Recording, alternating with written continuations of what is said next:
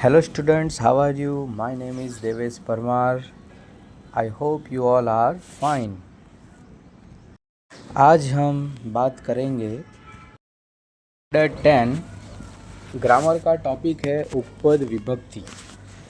तो ये जो टॉपिक है इसके अंदर आपको फिल इन द ब्लैंक्स में 1 मार्क में पूछा जाता है बोर्ड की एग्ज़ाम में, और इसमें विभक्ति का जो रूप है वो हमें याद रखना है, विभक्ति याद रखनी है। राम रामम रामेन वो आपने याद किया होगा।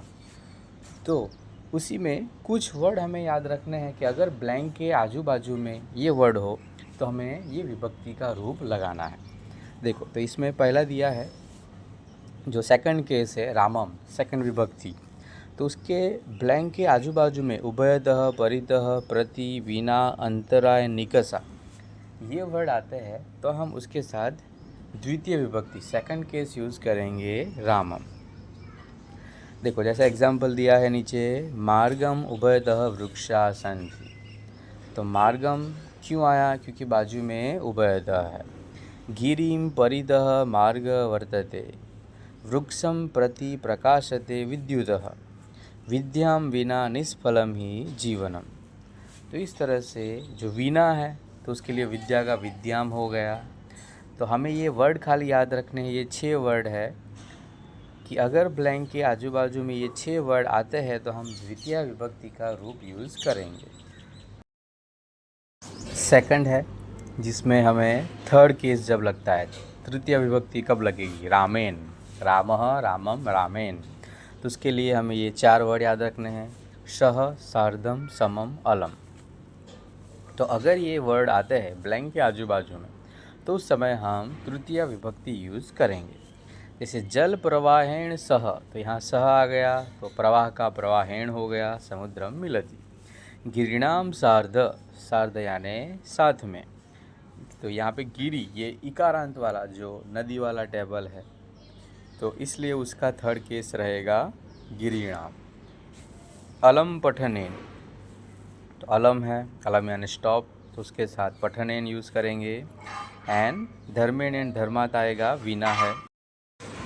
तो यहाँ पे वीना होने के कारण धर्मेण या धर्मात दोनों विभक्ति में हम यूज़ कर सकते हैं यहाँ पे, क्योंकि वीना जो है वो दोनों विभक्ति के साथ यूज़ होता है। नेक्स्ट है फोर्थ केस रामाय, चतुर्थी विभक्ति जो है उसमें हमें 3 वर्ड याद रखने हैं, नमः, स्वाहा एंड स्वस्ति। अगर ये वर्ड आते हैं तो हम चतुर्थी विभक्ति रामाय यूज़ करेंगे। जैसे रामाय नमः, अग्नेय स्वाहा, ये अग्नि इकारांत का रूप है इसलिए अग्नेय होगा। एंड पुत्राय स्वाहा, पुत्राय स्वस्ति।